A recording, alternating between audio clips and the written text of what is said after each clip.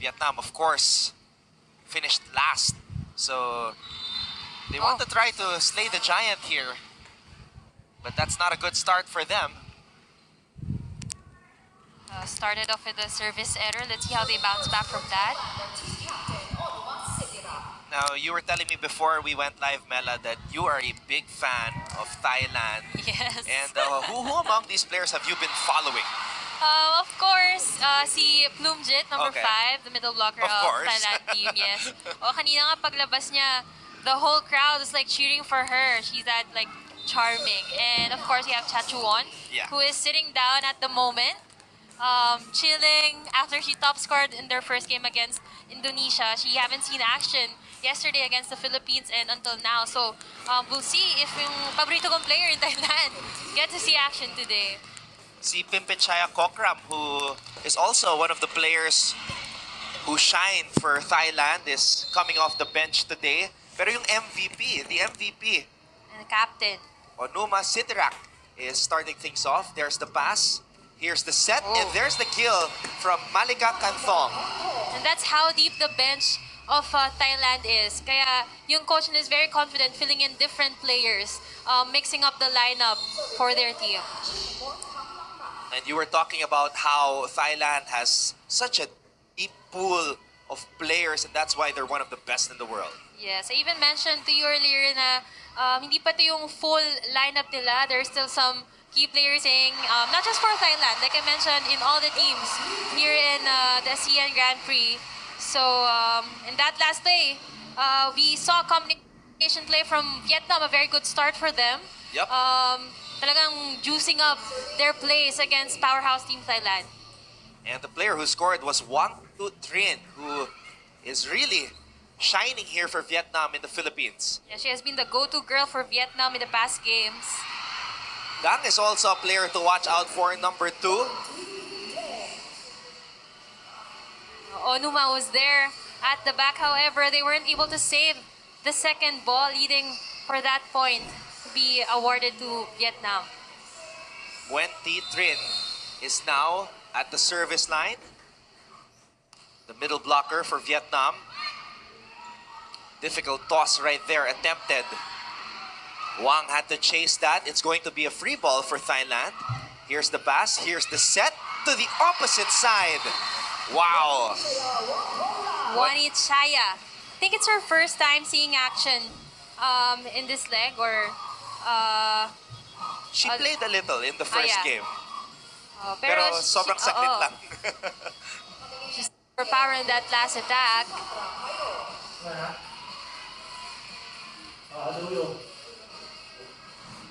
4-3 is our tally in favor of Vietnam. And it's still very early, but a lot of fans have already packed the arena, Mela, and that just goes to show that even though these are players from neighboring countries, the fans are still somewhat familiar with them. We even hear some chanting their names from time to time. And it's our last day kasi of the ASEAN Grand Prix. So, you know, everyone wants to get the chance to see these world-class players play here in our hometown.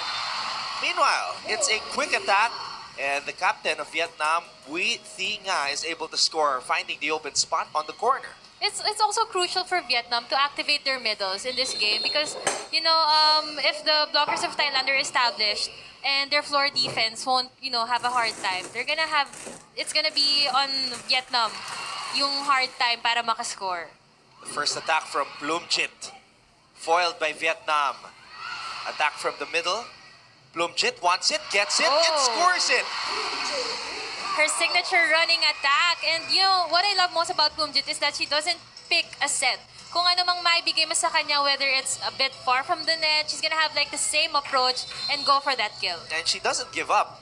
That was her second attack on that rally. Veteran moves. Just 1 point separating the two teams. Vietnam still on top. Nang with a hit.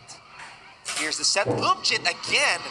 That time, two blockers rose up, but she does not give up. Whoa. She does not quit. That's Plumjit for you. 2 straight sets from the setter to Plumjit. And the same play on the running attack. And why change nga naman something that's so effective? And so far, early in this game, it has been the middle running attack of Plumjit that has been doing the damage for Thailand. And we are seeing Plumjit very vocal, very animated. And that just goes to show that she wants to maintain this kind of excellence for Thailand. Here's a back set. Drop ball. And Bui is able to sneak in a point for Vietnam. That last play, Plumjit was already ready to cover because it was a one-man block by Onuma. So, ang task kasi nun, pag one-man block, yung middle na yung magko-cover for the drop ball. So, naunahan lang siya ni Onuma. But even if she's a middle, she knows that responsibility that she has to cover. All out na rin yung Thailand dito because now Vietnam is starting strong here, leading the game 7-5. And I'm looking at the bench of Thailand. Willa Van is also trying to loosen herself up. So who knows, they might be ready to come in. they might be sent in any time now, and that's what we're looking forward to. We want to see the whole arsenal of Thailand in this game. Look at the fans cheering for Plumjit. Well, when you've been playing in the national team since your teens, and you know she's 35 now. Doesn't seem like it with her powerful attacks. She's known here in this part of the world as Vietnam leads Thailand heading into this technical timeout 8-6.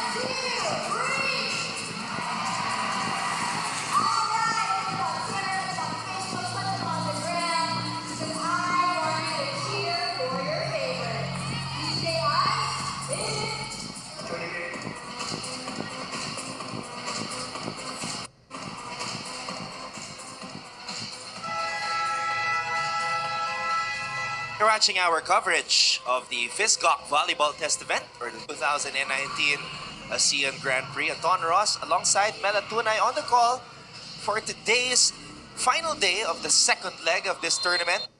Now, Mela, is this a case of Thailand maybe not really bringing out the big guns early, or Vietnam stellar to start this match? I think it's both.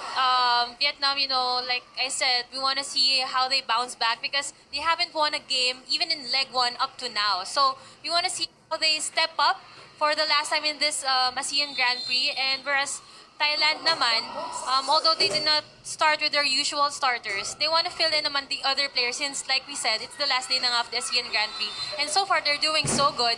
So I think it's the coach's call to fill in everyone in this game.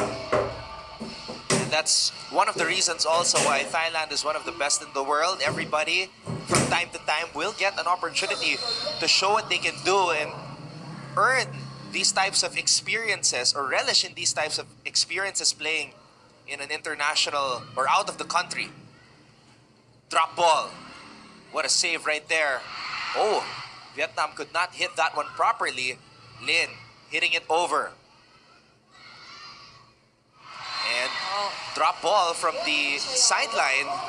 That was a great set also from the libero, Pianut, from Thailand, because she was facing the opposite side and Vietnam assumed that she would send it to the opposite hitter, but then she sent it to the open spiker, fooling the blockers. Oh, what a serve. Ball goes back in the air. Huang, free ball given up for Thailand. And now, we see a powerful hit right there from Malika Kantong. The ball will go back to Thailand. Another free ball given up. And that time, Kantong could not hit it up properly to the other side. You have to commend as well the libero of Vietnam. Just like proving everyone she's not the best libero in the first leg for nothing. And that ball from Malika was so strong, but she managed to put it up to the setter. And Vietnam all smiles here at the start of this match, Mela. And you know, they've been serving really well. Kaya nahihirapan din yung Thailand to set up plays, and then whenever they have plays, the libero's really there to guard for the defense. And how about that? Coach Duan is forced to call a timeout here.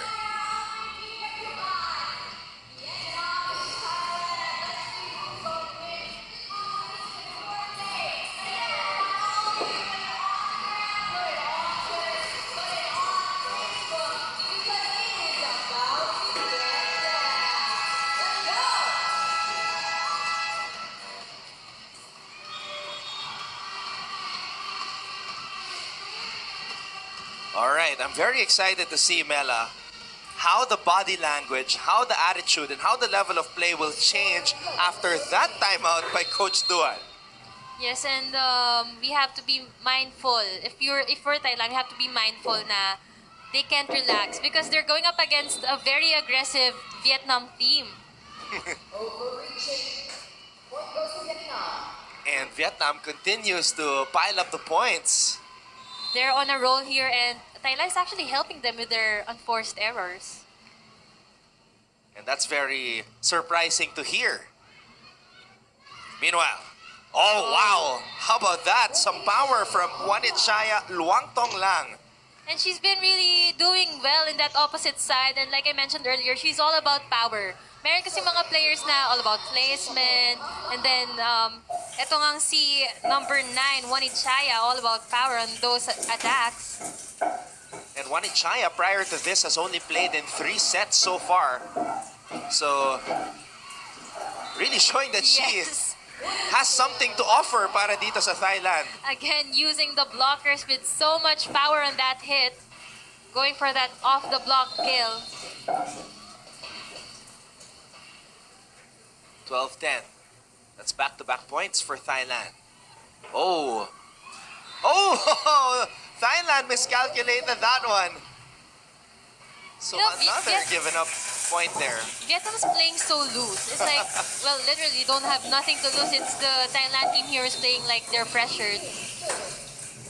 Yeah, I agree. They seem very relaxed. They're smiling a lot. Whereas it's Thailand looking to try to get some rhythm going here.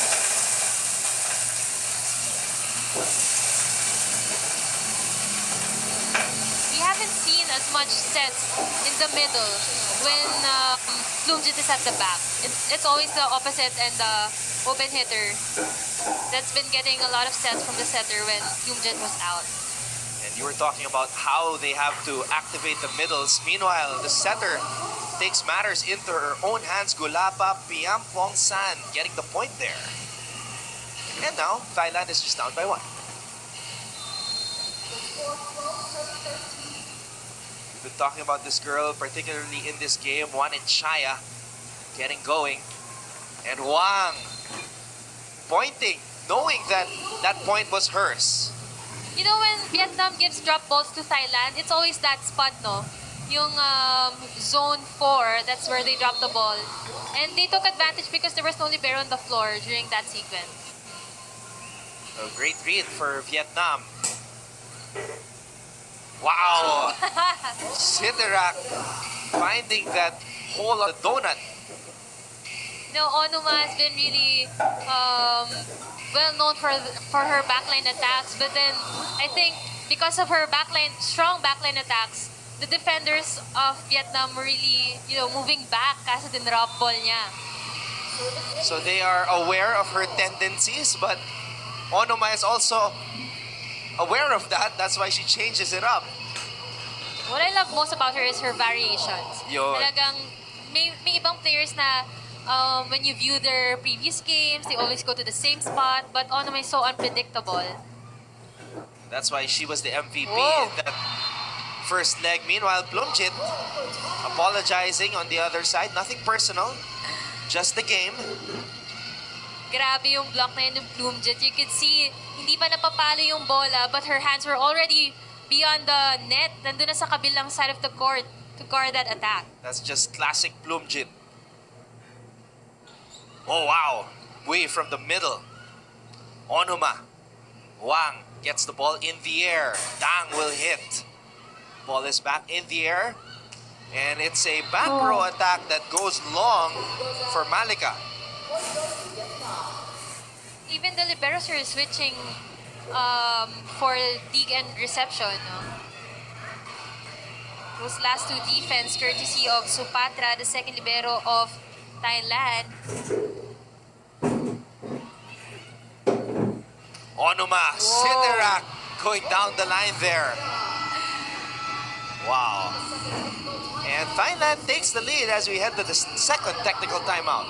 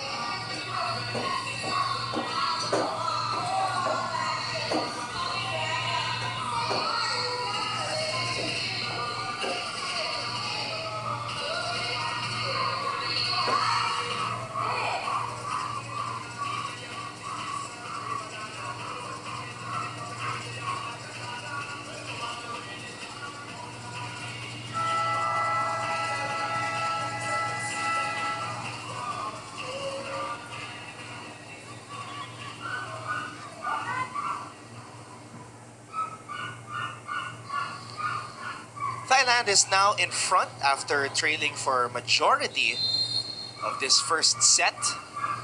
Once again, we'd like to thank everybody who are tuned in to our coverage on I Want, and Ton Ross together with Mela Tunay as we are enjoying this very interesting matchup between Vietnam and Thailand. Here's the attack. Blockers were there and nothing Vietnam could do to recover. Blocking of Thailand has been on point in the previous points. They're even flashing their triple block. As we take a look at the bench of Thailand dancing. Is that normal? Is that something that they do? I actually watched them in 2017. During 2 years ABC. ago? Yes. Okay. They were already doing that? Oh. They're dancing talaga. And that's why I think they got the charm for the crowd to love them so much. So to those who aren't here at the venue, they were doing a blocking motion while dancing after that monster block by their teammates who are on the court right now. This is going to be a long free ball going to the Vietnamese. Oh, too much angle on that quick attack by Nguyen Thi Trinh. Sayang yung attack na yun kasi nakapasok lahat ng defenders ng Thailand and only left one defender at the back.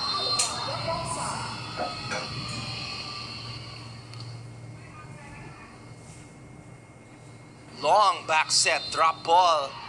Oh, stepping on the line. So this is going to be a timeout called by Vietnam.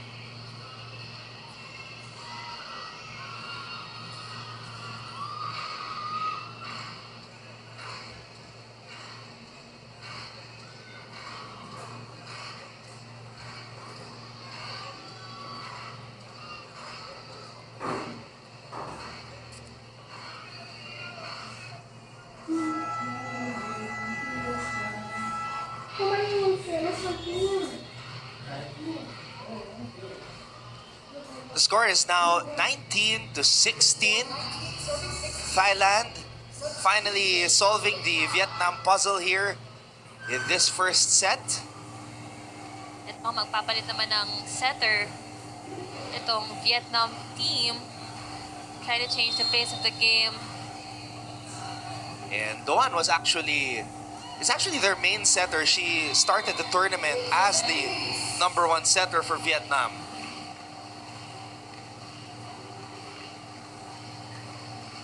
And she's tall. Yeah. They're gonna need all the height that they could get para ma-stop, especially yung setter and the opposite. Yung katapat nila are the very powerful hitters of Thailand. So now Onuma's in front. You're gonna wanna have to have a big blocker that at least guard the attacks of Onuma.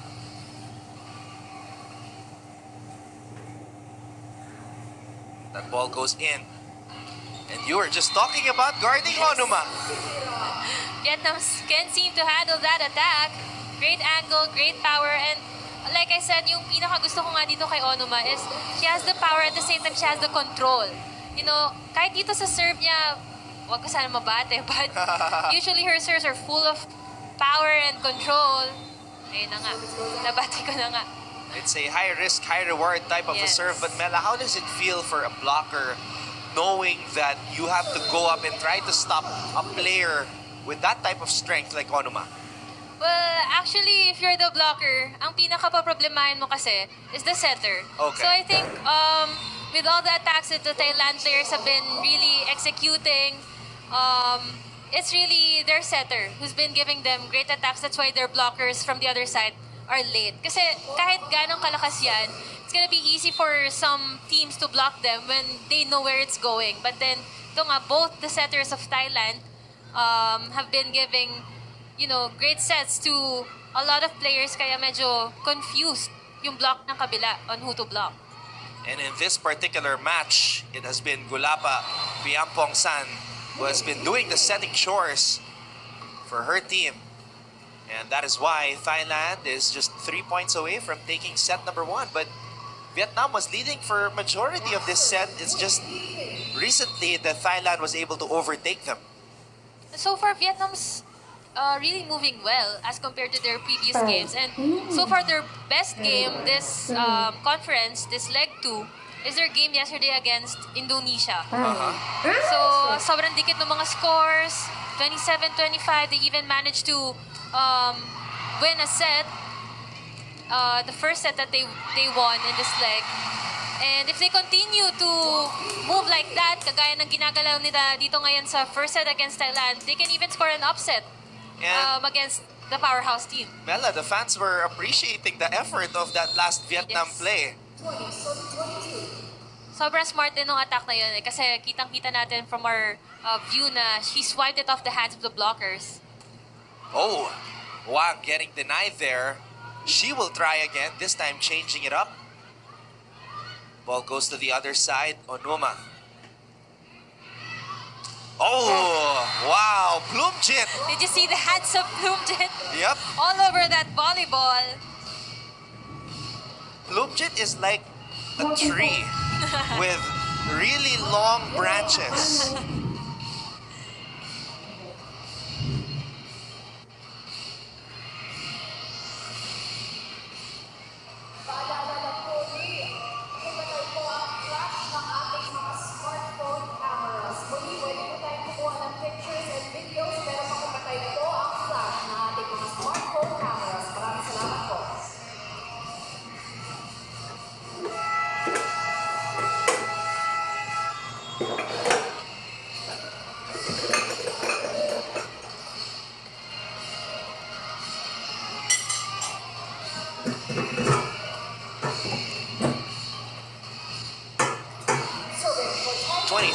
.20 is our tally. And we have Juan Chaya who started for the first time in this leg, starting off this rally, and look at Wang respond. Great hit there from Wang. Nakita niya na late itong si Bloomjit on blocking that ball kaya she took advantage and killed that ball the cross-court area. Wang has been stellar for Vietnam here in this second leg. Here's the toss. Oh, powerful hit right there, but great dig by Nguyen. Oh, again! Thailand and Bloomjit just a terror at the top of the net. Blocking of Thailand team on point. And I think we have to, you know, I mean, Vietnam has to adjust a little with their sets kasi masyado nang nakukuha ni Bloomjit eh. Talagang inuunahan niya na i-attack yung ball. Her hands are all over the volleyball, so I think they have to set up a little far from the net. Whoa! Mela, I think you like that one. Yes. Di na rin inabutan ng blockers ng Vietnam yung attack na yun. Bloomjit was just too quick for that ball. What a way to end this.